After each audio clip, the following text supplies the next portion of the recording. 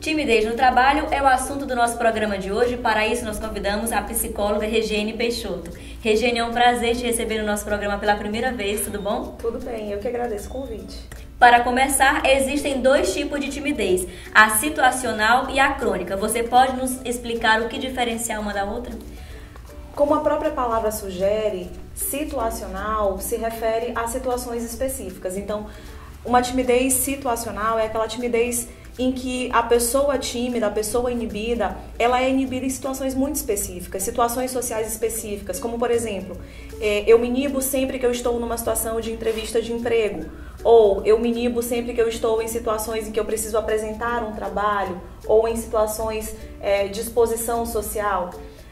Já a timidez crônica, eu penso que o nome mais adequado seria generalizada, ela independe de situações. Então a pessoa ela é tímida não porque ela está diante de uma situação específica, mas porque ela tem um padrão, ela apresenta um padrão de retraimento e de inibição social, independente da situação em que ela esteja presente.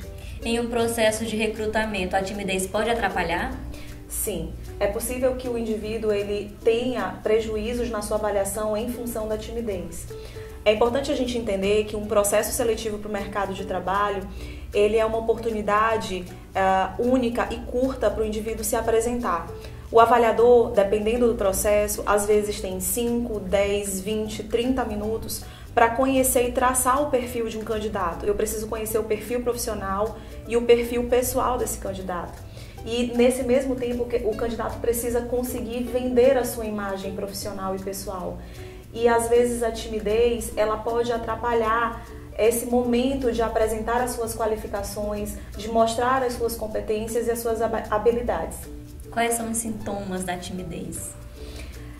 Basicamente, timidez significa um padrão de inibição e retraimento social. Então, principalmente, o tímido é aquele que se sente inibido diante de exposição social.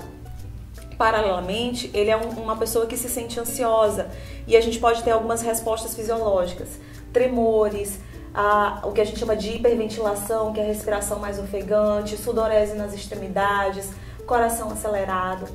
Em casos um pouco mais acentuados, um pouco mais graves, a gente pode ter rebaixamento de autoestima, rebaixamento de humor, e isso é indicativo de um quadro um pouco mais complicado, que precisa de um olhar mais delicado. Como vencer a timidez? Fazendo exatamente o que o tímido mais tem receio, se expondo.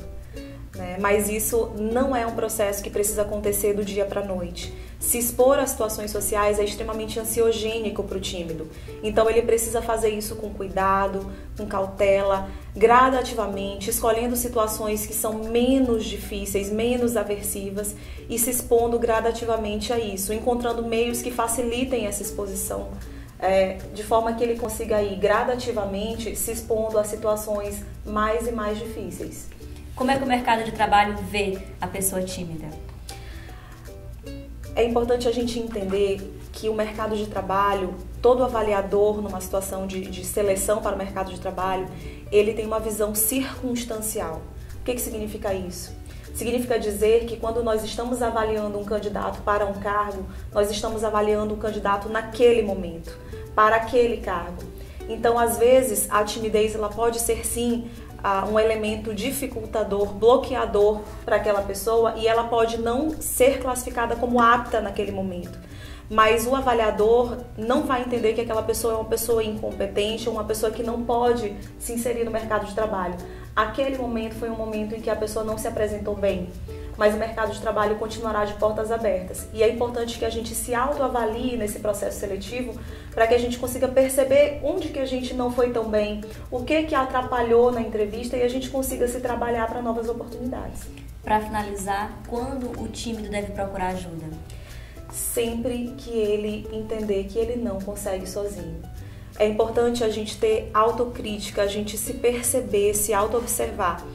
O tímido precisa entender até que ponto esses comportamentos e essas emoções, elas impedem ele de seguir em frente. É normal todo mundo se sentir inibido em uma ou outra situação, mas a partir do momento em que essa inibição ela te impede de conseguir oportunidades de emprego, ou de você estar com amigos, ou de estar com pessoas importantes, ou fazer coisas importantes, e você percebe que não consegue mais lidar sozinho com isso, esse é o momento, esse é o sinal para que a gente busque ajuda. Obrigada pela entrevista. Eu que agradeço. E a gente se encontra na próxima segunda-feira.